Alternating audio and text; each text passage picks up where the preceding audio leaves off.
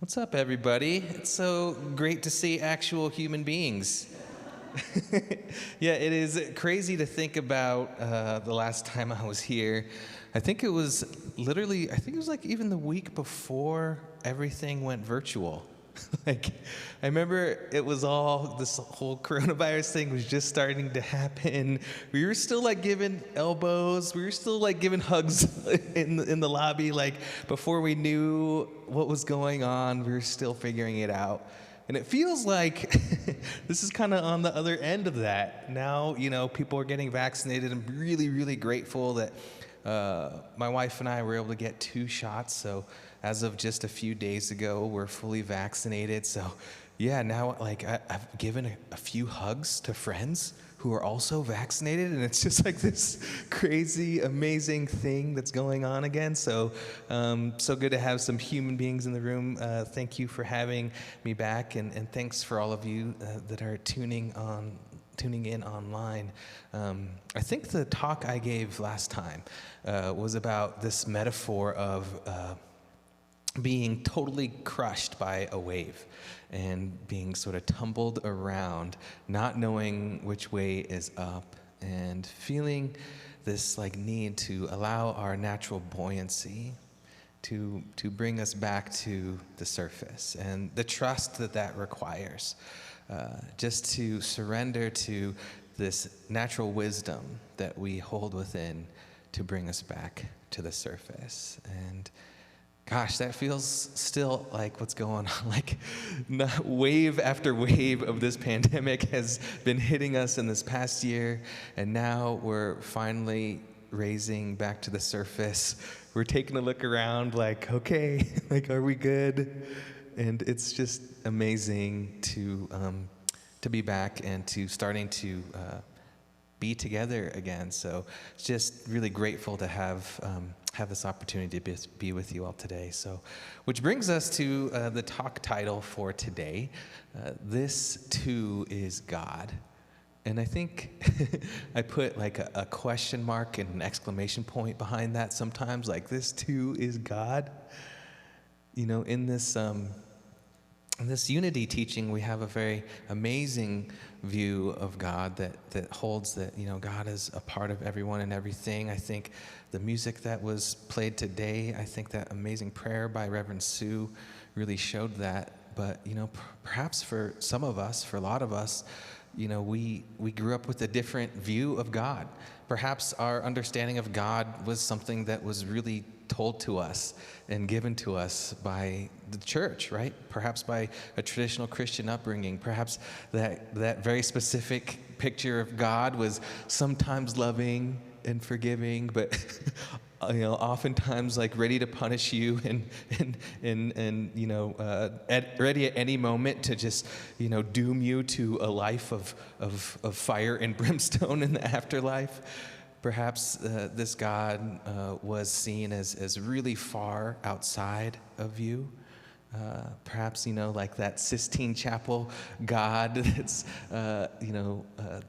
sitting on the clouds in the sky with a dude with a big white beard, just kind of, waiting for us to make a mistake. Or perhaps our view of God was one that was just like, maybe still this Christian view, but very loving and always with us. I think this is part of the spiritual path, this seeking to figure out what is God to us. And I think it's amazing to come to a place like unity, where this thing we call God isn't necessarily only this sort of anthropomorphized version of God as a person, but more like this subtle energy, this feeling within that shows up right here at the center of our being, that is not necessarily only outside of us, but just like right here within us. The co-founder of Unity, Myrtle Fillmore, her definition of God is really beautiful and profound, and I just want to share that with you. What she says is, God is the one perfect life flowing through us. God is the one pure substance out of which our organism is formed. God is the power that gives us motive power, the strength that holds us upright and allows us to exercise our members, the wisdom that gives us intelligence in every cell of our organism, every thought of our minds. God is the only reality of us, all else but a shadow that is cast by some foolish belief or unwise combination of thoughts and elements of being. When we let light flood us with its sunshine, all clouds vanish, and we begin to see ourselves in new ways of doing, which lead to wholeness and health and satisfaction and growth. I'm guessing some of us came to unity or came to some new thought, whether that's Centers for Spiritual Living or unity, and found this new idea of God, right? Wow, God is this one life flowing through me. This too is God. God is that feeling I get when I'm feeling motivated and I can do something and I feel that energy within me to pursue something new. Oh, this too is God. When I feel strength, when I feel that sense of strength within me that's able to hold myself up and walk through a day, maybe even a really hard day, when I feel that resilience within me, that too is God. This, even just this simple heartbeat in my chest, that energy that's continually flowing through my body, this too is God. When I just let light flood in, and I wish you all could see the sun that's just reflecting off of this beam in the back and into my face right now. It feels amazing and beautiful when I let that light actually flood through me and dissipate any clouds or cloudiness I may be feeling. This too is God. That to me is one of the most amazing things about being human, right? Is that, yes, there have been these traditions throughout time, these faith traditions that have told us about God, but ultimately none of that matters until we have our own direct experience of God. And it doesn't matter if it's true to anyone else, but if we have our own experience of it, that's the truest experience we can have. And when I came to, New Thought teachings, when I came to Unity, when I came to Centers for Spiritual Living, and I began to learn about this particular idea of God that is within me, that is right here at the center of my being, that never leaves me, that is always expressing through me, that comes to me through all of these emotions, through every experience of my life, that too is God. I can remember just feeling this feels right, this feels true to me, and still to this day still feels like the truest thing I know this thing that can never ultimately be defined, right? We can never fully capture what this thing called God fully is, but I feel like we can inch closer and closer to it. And we allow ourselves just to move from an actual concept or a story that someone else has given us to an experience, right? Experience that is so deeply personal that somehow feels like no one could ever take that away because I've found it for myself, right? And somehow that also brought me closer to myself. That late great musical artist, Prince, the artist formerly known as Prince, he said, when one finds himself, one finds God. You find God and you find yourself. And this idea that our path towards discovering who we are, our path towards discovering why we're here, our path towards discovering the unique gifts that we have to bring to the world, our path in just really, maybe just falling in love with ourselves, not in some egotistical way, although I don't mind that too. One of my favorite quotes by Terrell Owens, he said, "I love me some me." I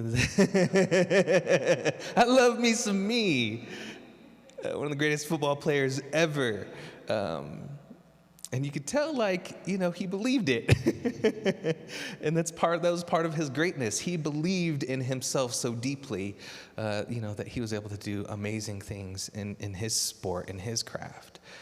And I think when we start doing this, right, when we begin to claim this thing we call God, not as something anyone else can give us or anyone else can describe for us or anyone else can make into some idea that's not our own. I think we also begin to see the ways that it shows up, not just within us and in our lives, not just in our own person and personality, but we begin to see this out in the world, right? Like that first song and the wind and the breeze. I think growing up in Colorado, just living up here in Boulder, getting to go to school up here, so many of my deepest spiritual experiences were just out in nature. Amazing going to school at the University of Colorado campus, because I lived on the hill and I could just walk out my door and I could just walk towards the Flatirons and in 15 minutes just be in wilderness. And we did that. We were out in the wilderness every single day, and there were 3 or 4 times a week when we would just go take a hike, even in between classes. And I wasn't, going to church then. I wasn't really thinking about these things. I was thinking about these things from a very academic standpoint because I was studying religion. But my church was, just being outside, feeling the breeze. My church was just standing in awe of how incredible nature and the beauty that it just arises in me. My church was standing in awe of life and how perfect everything seems to flow when humans don't get in the mix and start interrupting it. My church was just being in the flow of nature itself. And we would take road trips back when gas was 80 cents a gallon and road trips were an actual thing you could still afford to do. And, we would take these road trips throughout the Southwest, and that was my church. And I think when we begin to claim this thing called God as something that isn't necessarily in any building, isn't necessarily a part of any one faith tradition, that yes, these mystics throughout time have asked us to discover within ourselves in every faith tradition, but that even those two, even the mystics that yearned for their own relationship with the divine, that even their descriptions aren't necessarily the most descriptive for us, because we have to find it in ourselves. That to me is the journey of the spiritual path. It's why we're here. And that never ends, and it changes, and it's dynamic, right? So one of my mentor ministers, Reverend Karen Pascal, who is now she's now retired, but she was the former senior minister of New Dawn Center. She was one of the first ministers I was introduced to when I was in my teens. And so she was one that I would, 911 call, you may do that with Scott and Sue sometimes when things are just going crazy and you just need to talk to somebody and you call them up. And she would always be this one that would she'd always chuckle when I answered because she always knew I was going to be in a frenzy. But she would just stop. She'd I'm driving right now, but I want to be very present with you. So she would always just stop and pull over and listen and just be so present with me. And I'm still so grateful to her and for the ways that she did that for me. And the question she always asked me, which is a question that was always confronting and confusing, but she would ask it to me all the time in a few different ways, but she was always so how does God feel to you today? What's God look like to you right now? And, normally I'd just be I don't know, Same thing as it did last time you asked me this question. Like, I don't know. But she would always push into it, right? She would always just ask me to really, she's like, no, like really, like what does God look like to you right now? How does God feel to you right now? And when I like allowed myself to really sit with that and just ask myself that question, I got really honest. You know, sometimes I would tell her like, you know what? God feels really, really far away. I know we're all supposed to believe like that God is within, but there's nothing within me that feels that right now, right? Many times I felt just like abandoned by God. Like, where did this presence go? I know it's supposed to be here, but like I'm not feeling it right now at all. And yes, there would be other times when I asked myself that question where I would get the answer like, no, like God is actually closer than my breath. Right? Like I can feel the ways that God is operating in my life so much so I don't even have to think about it. Like I can ask myself that question and the answer comes to me right now, like God is within everything and with every aspect of my being, and it's flowing and it's leading and it's guiding, and all I have to do is just like take the first step, and I'm just on this path that I don't even have to like bring any energy of my own will to. I'm literally like walking hand in hand with the divine right now. That has also been true. And there's been other times when I've just felt like really tested by God, like just going through like what feels like trials, you know, just like trials and tribulations. Like, is my faith being tested right now because this person is testing me? Right? Like, I am not feeling it. Like, it's taken everything in me just to be a decent human being right now. I feel really tried by God. I'm angry. I am angry. I'm a little spiteful. I'm a little resentful. And there's been other times when God has appeared as this comfort and this presence that like in my dumpster fire of whatever situation I was going through, there's this like deeper presence that was letting me know everything was going to be okay. And in every moment, right, like whatever answer came to me, like that was the truth. No matter how God was appearing to me in that moment, because that was the experience I was having, like that too was a part of God, right? And I come to realize that like so much of our journey is being just really real, because maybe it's not as important of like if my idea of God in that whatever moment is right or correct. But what was more important is like, when I got real about that, it gave me some insight into what was actually going on, right? Whenever I really asked myself, like, how does God feel to me? And I was able to be honest enough where I could really express that, I always was able to, and I feel like I'm able to have a deeper understanding of where I actually am. And that to me is the greatest gift. Because it's from that place when I can get to know myself, where I can get to feel into whatever is going on, and then begin to come into a deeper realization of the ways that God can show up, right? As hope, as comfort, as strength, as resilience, as patience, as kindness. Like the best parts of me begin to show up when I just get real about how I'm feeling about God, right? So this too is God. All of that can be God. And in a year like 2020, going into 2021 now, when so much tragedy hits, and when I feel like an immense amount of grief and loss happened this year, like I can't even fathom that 3 million humans, 3 million souls that were with us just a year ago are no longer with us. Like, it's unfathomable to even think about that, right? In just a year. It is daunting, and it's when you think about that, like when you think about that number, you think about the tragedy of this past year, you think about the challenges of this past year, and we even like start thinking about God, like how can this too be God? like that's when it can get really challenging. And that's where I find that like often like one of two things can happen, right? Often like when really hard things happen, I can either, one, just throw out the idea of God altogether, right? Which I've done, being like, this is so hard.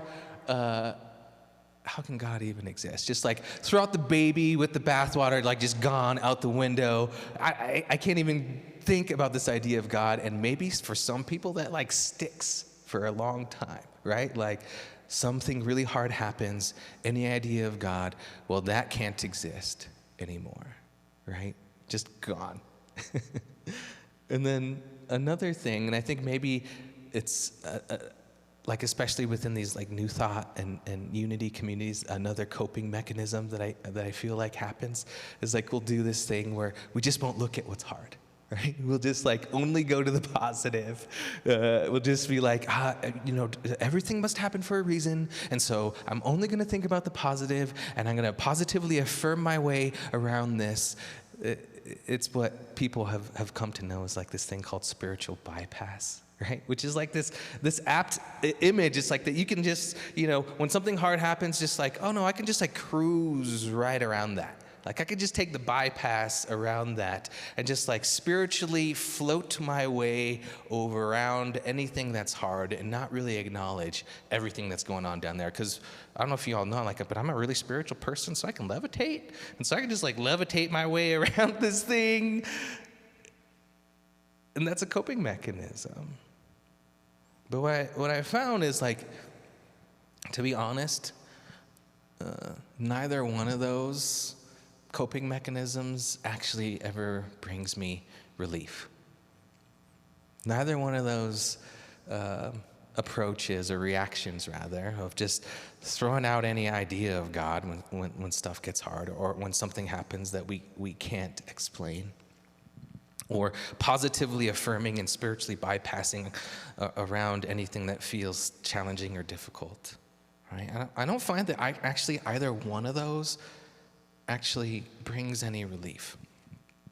But I think there's a third way that has helped me walk through difficult times and times that I just can't explain.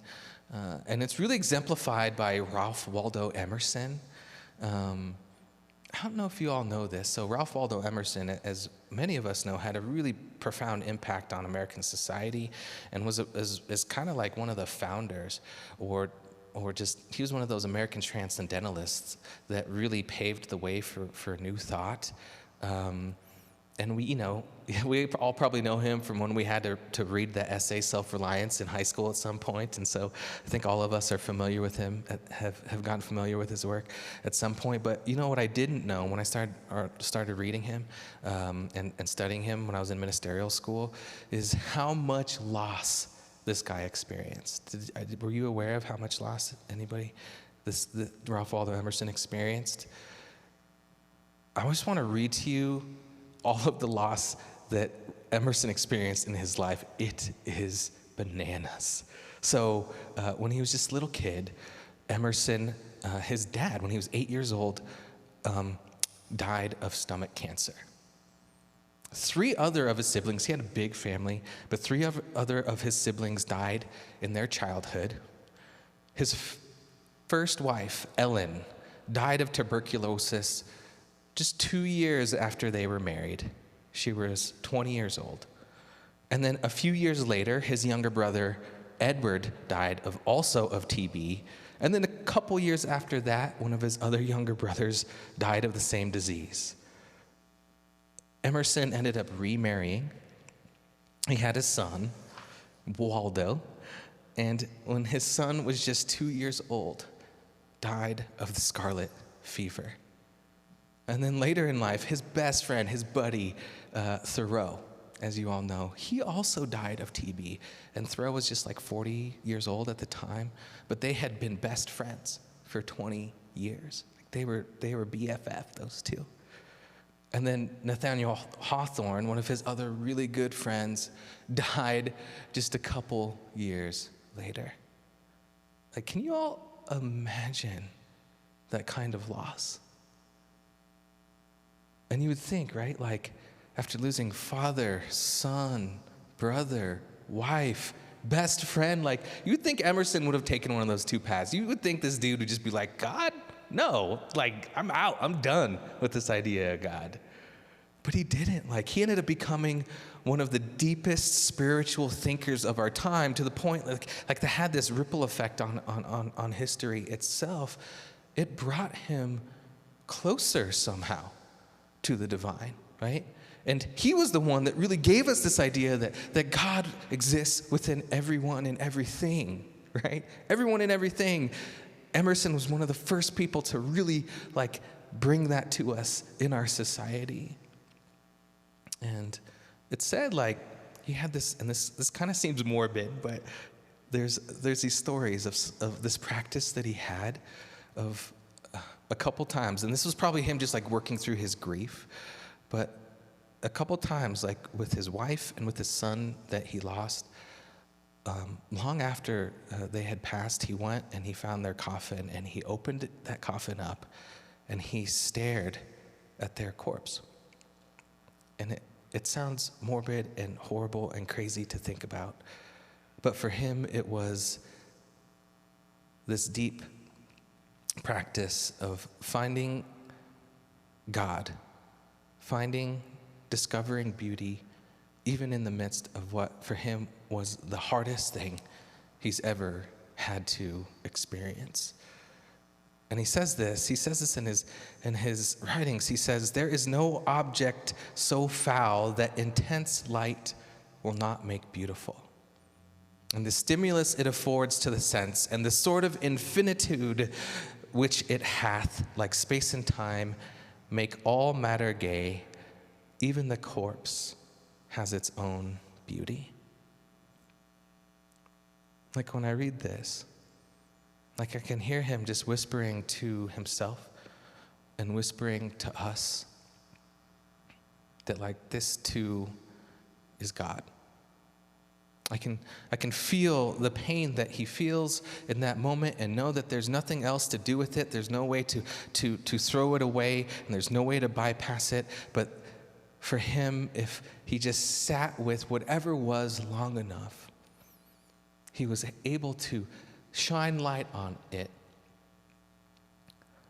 for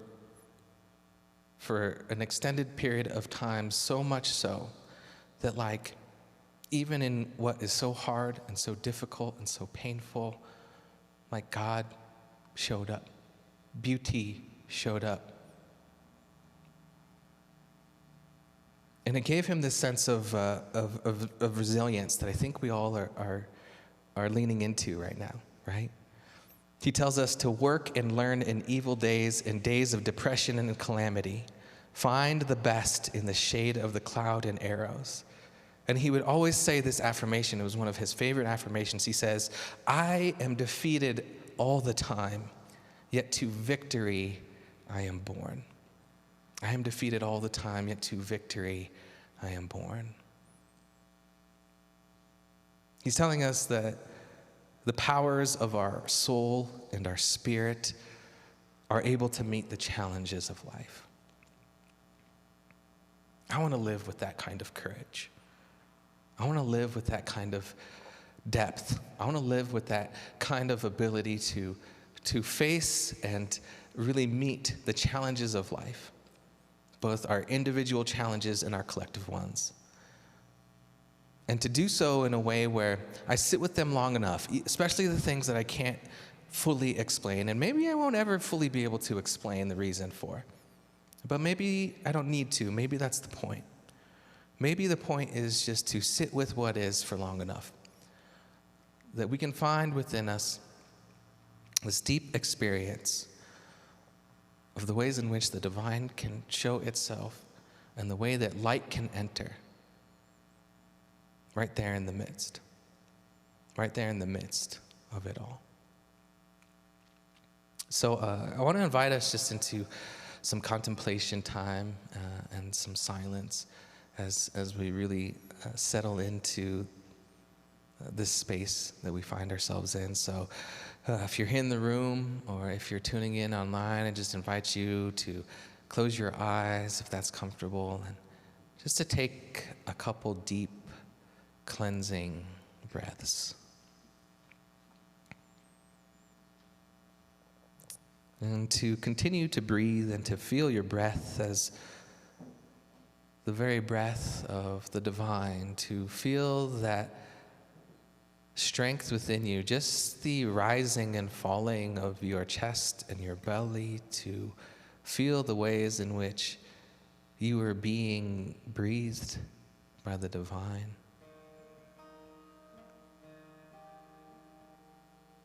And the divine is breathing with you.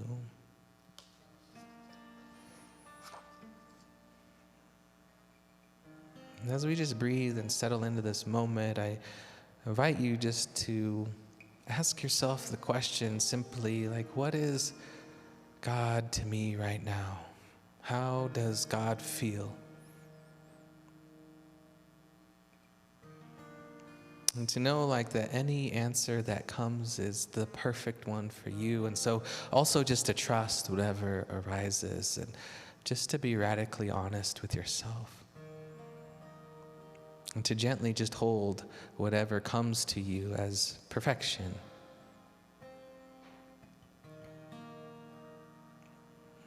If God is love to you, feel that love and how it opens up in your chest, perhaps as a warm sensation. This too is God. If God perhaps is feeling far away, feel the yearning to be close to God. How that yearning opens up something deep within you. This too is God. If you have no idea how to answer this question, if God feels like this big question mark, allow God to be this ineffable mystery. And know that this too is God.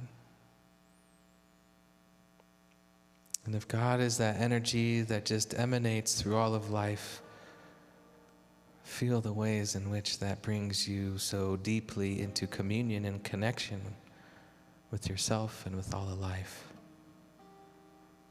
This too is God. So let's just take a minute and just be in that prayerful and contemplative and that deep space just with you and the divine.